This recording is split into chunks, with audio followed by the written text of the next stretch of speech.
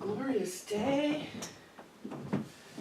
Always hard to be inside on a glorious day like this.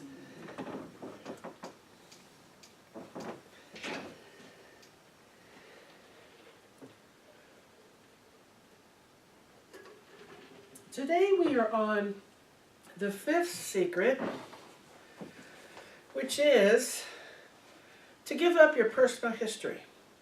So number one was having a mind that is open to everything and attached to nothing. Secret number two was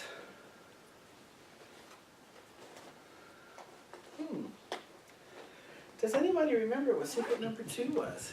What was number one? It's okay, I can look in the book. Secret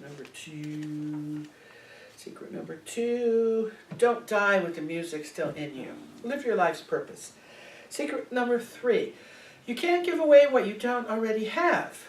If it's not inside of you and you don't offer it to yourself, then you can't give it away. The fourth secret, embrace the silence, be still and know that I am God. And the fifth secret, give up your personal history. But first, a story. There was a woman who went to the airport in Portland, Oregon, waiting for her friend to disembark from a plane. You know, all excited to see her friend. And as she was standing there watching the passengers come down the ramp, she saw this gentleman come with two light bags, heading right towards her. And right next to her was his family. And one thing that this woman talked about at the beginning of the story is, you know how we have those life-changing moments? Maybe we read something in a book, or we hear a conversation, or we watch a movie, there's a phrase in a movie, or we read an inspirational saying and it changes our lives forever. Well, that's what this experience did for this woman. So she's watching this gentleman greet his family. So the first thing he does is he greets his 9-year-old son, greets him with a nice warm hug, picks him up, hugs him warmly, says, "Oh, my son, I missed you. I love you." And this little boy, being very shy, oh, he was actually 6 years old. The boy, being very shy, just said, "I missed you too, Dad," and wanted his dad to kind of leave him down. And then he greeted his 10-year-old son, who was a son about 10, his oldest son. And he greets his oldest son, and he cups his son's face in his hands, and he said, "Oh, Zachary, you're such a little man now. I really missed you, and I love you." And so they embrace in this nice, warm hug.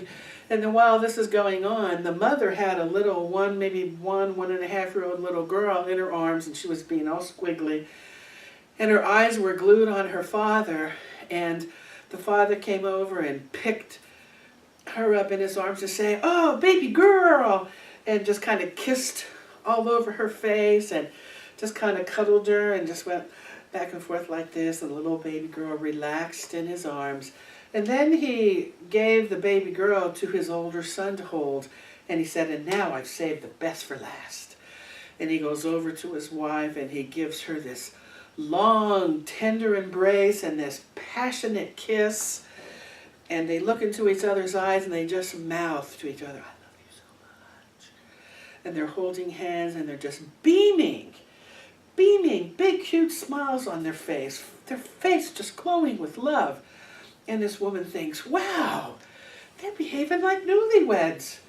But given the age of the children, they can't be newlyweds. So without even thinking, she says, "Well, how long have you two been married?" And the gentleman says, "Well, we've been together 14 years, 12 years, and we've been married 12 years. And she said, "Wow, I hope when I'm married 12 years that my relationship is just as passionate as yours." And this man turned to her. He stopped smiling and he turned to her, and with this like piercing sound, this sentence that kind of pierced her soul, he said, "Don't hope, decide. Decide." And that was the moment that changed her life forever. And so he just beamed a smile with her, shook her hand, and said, "God bless." It's not about hope, it's about deciding what we want our lives to be. And one of the biggest ways that we can get our life to be what we want our life to be is to give up our personal history. Have you ever seen a boat? I'm sure everyone has seen a boat traveling across the water, and after the boat is this wake, the waves. The wake does not power the boat. The motor powers the boat, but it always leaves a wake behind it, a trail behind it. And that is how our life is. As we go through life, we leave a wake, a trail behind us. And the trail is our past. But we're not that past. Those experiences are not responsible for how we live life today. However, they may not be responsible, but they have influenced us in some way to the way that we live our lives today. And so this wake, the wake of our lives, this past, is just a trail that we've left behind, nothing else. It's important not to stay or become a victim to our personal history. It's so easy to say, I'm an alcoholic, I am a compulsive overeater. I went to OA once for a while, not that long, and it was really hard for me to stand up in OA and think, that's Overeaters Anonymous. I am a compulsive overeater. I didn't want to ever claim that. So I would always say something, I'm learning how to eat healthy. I didn't want to claim that past part of me. Or we might say, I'm an incest survivor. My parents were divorced, and so that's screwing up all my relationships. It's important not to be ruled by a personal history, and so many people are. When you introduce someone, so many people will tell you about their past. They'll tell you their story. And it's their story that still influences them today. It's almost like some people have this poor me status, you know. I'm not very good at having relationships. My 5 last relationships didn't work out, just letting you know. You know, it's like, maybe you'll feel sorry for me and love me in spite of my weird, eccentric behavior that caused all those 5 relationships not to work. But the past is over. If we bond with our past experiences, we end up immobilizing ourselves. We cannot move forward if we're responding from the past. And this has happened. Maybe you've experienced this in relationships. You'll say, God, she's just like my mother. Or, he's just like my mother. Or, he's just like my father. When you hear yourself saying that, that means there is something inside of you from your past that has not been healed. And what you are doing is responding to the present from the past, which means you're not present. You might notice someone saying things like, oh, everything's so different now, everything's changed, no one respects anyone anymore, people don't seem to want to help out like they used to. It's all living in the past, living in the past. It's like we're assigning this responsibility. It's like, this is why I am the way I am today. This is why I can't hold a job, because my mother did this or that, or my sister said this to me. This is why I can't do this, this is why I can't do that. And gone, over, it's done with, it's in the past. If you notice, so how can you embrace your personal history? Let me do this first. We'll do this first. If you'll notice, one of the ways that we can embrace our personal history is by understanding that there are no accidents in the universe. You know that there is a theory that says that we picked our parents. We chose the parents we have for what the lessons they have to give us. That is a theory. Every spiritual advance that we make in our lives often is preceded by some kind of misfortune or disaster. Have you ever noticed that? That we grow the most from unhappiness. We don't grow all that much when we're happy. We grow the most when we're unhappy. When we want to get out of the suffering, that's when we grow the most. Those dark times, those accidents, those tough episodes that we have in our lives, impoverishment, maybe illness, abuses, Broken dreams are all in divine order. That's hard to accept sometimes. It's all in divine order. If we ever looked backwards and kind of just traced the path that we've taken to get here, we're probably going to find that every experience we have has brought us to where we are today. There are no accidents. You would not be sitting here and now if you did not experience what you experienced. There's like this tiny, golden divine thread being woven in our lives. It's like our soul is taking us somewhere. We may not know where we're going. We may not know how we got here sometimes, but we do know that it's all in divine order. Everything has happened to us for a reason. And if we're stuck in the past, God is not in the past, because it's over. If we really want to connect with God, it's best to be totally here and now, totally present. God is not in the future, because that hasn't happened yet. God is not in the past, because that's over. God is in the here and now. The willingness to live in the moment really eludes most people. It's very difficult to live in the moment, and not that many people live in the moment. You know, did you ever notice animals? They always live in the moment. If you have a dog or a cat, they are moment animals. Animals never sit and think, geez, a beaver never said, I wish I would have built that dam in a different place. Or, I wish I only had one baby instead of 3 babies. Animals have no regrets. Animals live in the moment. If you ever had a dog, dogs live in the moment.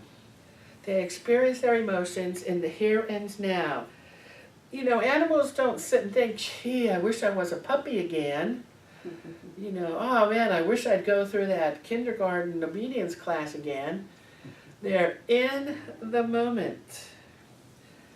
So I want to invite you, if you really want to know God, is to allow yourselves to release the past.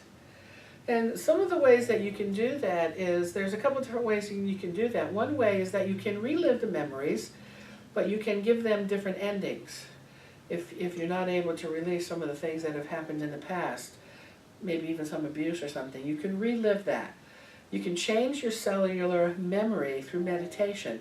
You can give it a different ending. That's one way that you can let go of the past. Prayer and meditation is always the best way, of course, to meditate. Be still. We talked about that last Sunday. Be still and know that I am God. Practice living in the moment. If you're thinking about the past, you can just say cancel, clear, or let that thought just kind of run through our minds. Because all we really have is the here and now. We don't know what tomorrow holds. We only have the here and now. And we can only get to know the peace of God. We can only get to know that if we're willing to be present. We're not going to know the peace of God any other way, because we end up being stuck in the past. There are very few people that really understand this principle, to live in the moment. That's where happiness is. Happiness and peace are in the moment. So how can you get beyond this, no longer relying on your personal history to fuel your present? Make an effort. The biggest thing, and I sometimes think the biggest detriment to growth is labels. Try not to label yourself. We're not Americans, we're not Italians, we're not Jews, we're not black. We're members of one race. We're human. We're not male or female, Democrat or Republican. We are children, sons and daughters of God, sons and daughters of the divine. We are all things in this present moment in our life. You know, labels serve to negate us when we have a label. Especially see this in education. You know, mentally retarded, learning disabled, autistic. And so the kids are known by their labels. There's that autistic kid. There's that mentally retarded kid. There's that behavior problem. He's coming to my classroom next year. try the best you can not to use labels and not to label yourself. I'm unlovable, I'm fat, I'm unattractive. Those are all labels that hinder our personal growth. The past, the things that have hurt us, the things that have stopped us from growing, are no longer in our physical reality. We are the ones who give them power over us. They don't really have power over us. We're the ones who give them power over us. And it is true, if you remember, I talked about this once, if you see the difference between a caterpillar and a butterfly. If you look at a Persian rug, and there's a caterpillar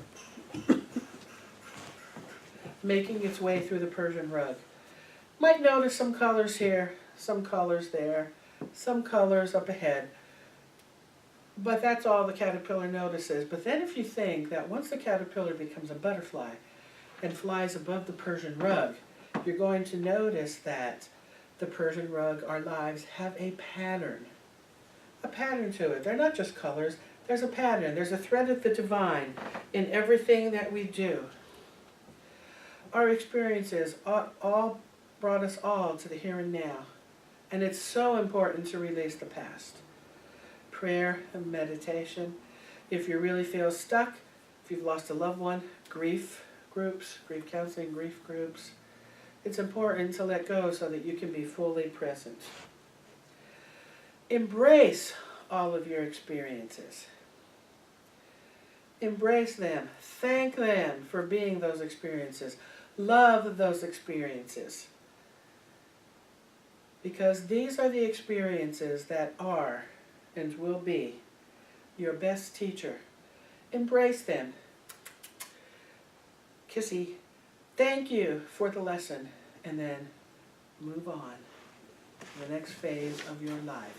So allow yourself to be in the present and let go of your personal history. Secret number 5. And now I invite you to prepare for meditation. And bless you.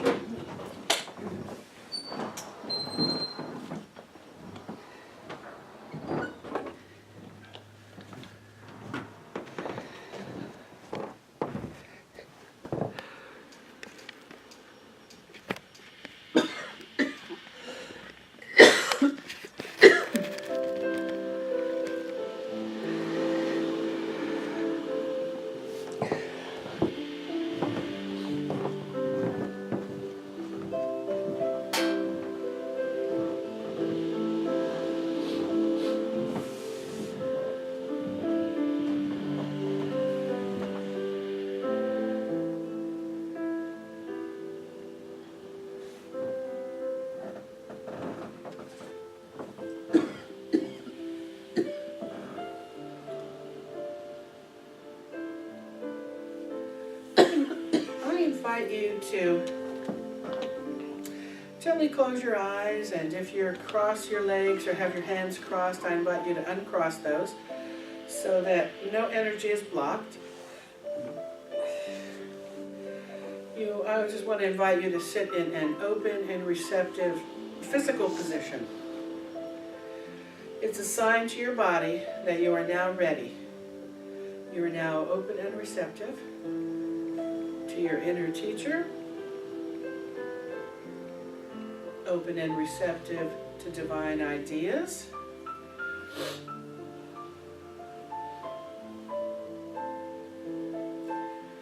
open and receptive to the living spirit of truth.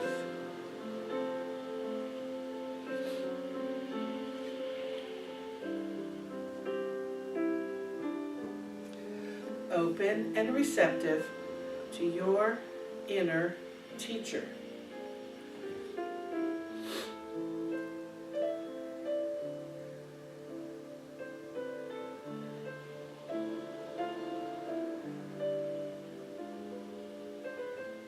I invite you to take one slow, deep, long breath. Breathe in as much as you can into your lungs. And Then hold it for a couple seconds. And then release it slowly.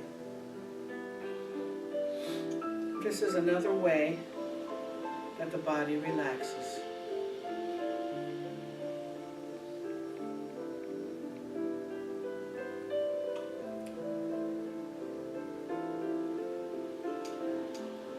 And now I want to invite you to see a whiteboard in front of you with a variety of different colored markers.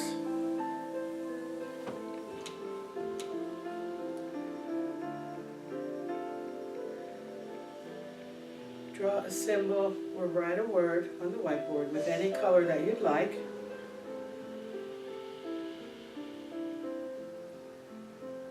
Of anything that keeps you from being present here and now. An experience that happens, a feeling, a thought, a belief, an attitude, a person.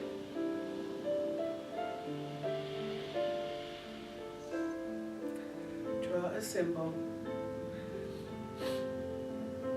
Write it on the calendar or on the whiteboard.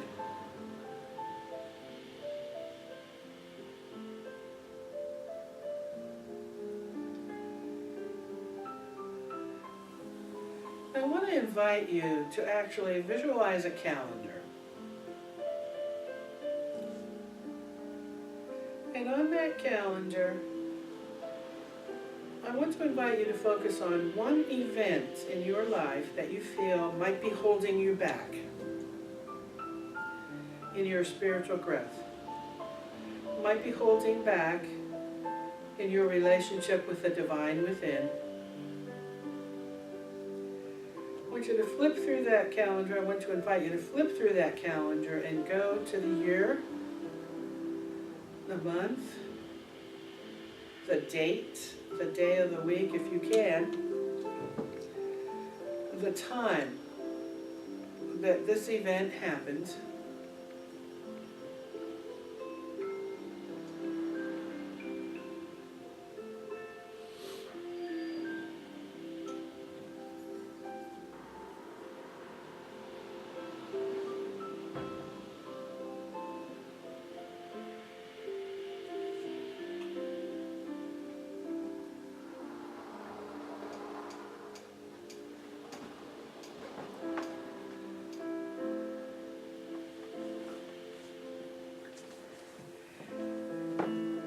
and I want to invite you now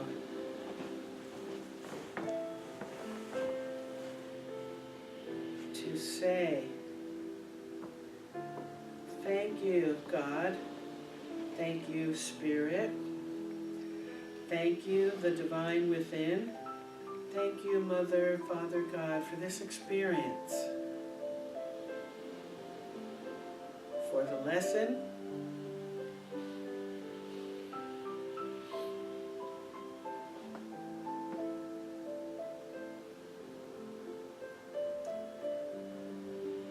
for the experience, for without it, you wouldn't be who you are today.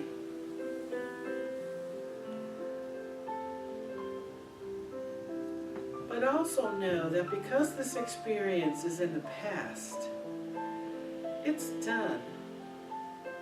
The calendar you have does not say April 2014. It's another date and time. It's in the past.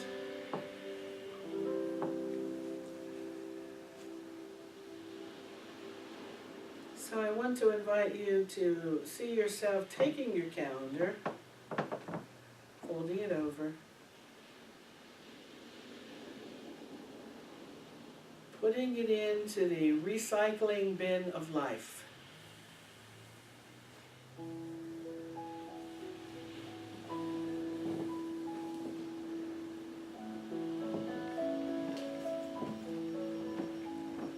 And see yourself putting that recycling bin out on the curb.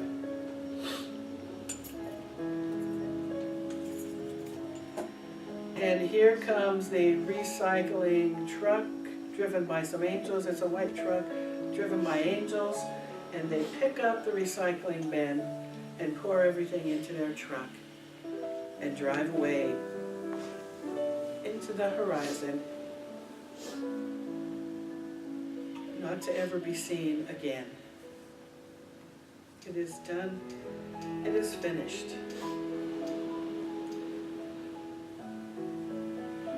If it involved a person, forgive the person. If it involved you saying yes when you meant no, forgive yourself. If you felt that it was somehow God inspired, forgive God.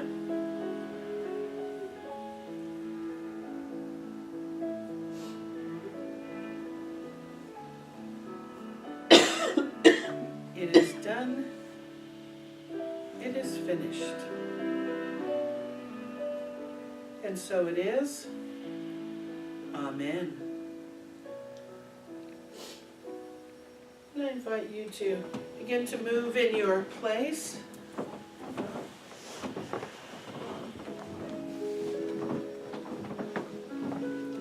Gently open your eyes, knowing that that event is over.